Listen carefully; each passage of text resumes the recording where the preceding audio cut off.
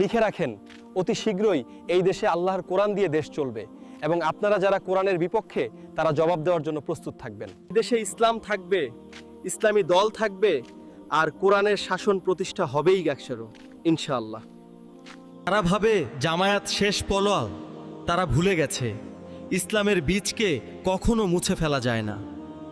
Peace does not come from any law other than the law of Allah alone. This is the belief of Jamaat-e-Islami. This is our politics. তারা বলে ধর্ম আর রাজনীতি আলাদা যাচ্ছেন, আমরা বলি আমাদের রাজনীতি শুরুই হয় বিসমিল্লাহ দিয়ে।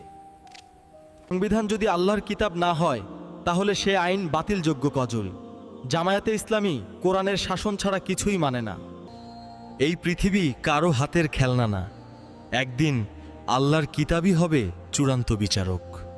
তারা আজ কোরআনের আওয়াজ বন্ধ করতে চায়, তারা জেনে রাখুক কোরআনের আলো কখনো নিভে না। আমরা ক্ষমতা চাই না, আমরা চাই ইনসাফ, আর ইনসাফ শুরু হয় কোরআনের আইন দিয়ে। তারা ভাবে জামায়াত শেষ পলোয়াল, তারা ভুলে গেছে ইসলামের বীজকে কখনো মুছে ফেলা যায় না। হাত পাখা বলো জিন্দাবাদ, হাত পাখা বলো জিন্দাবাদ।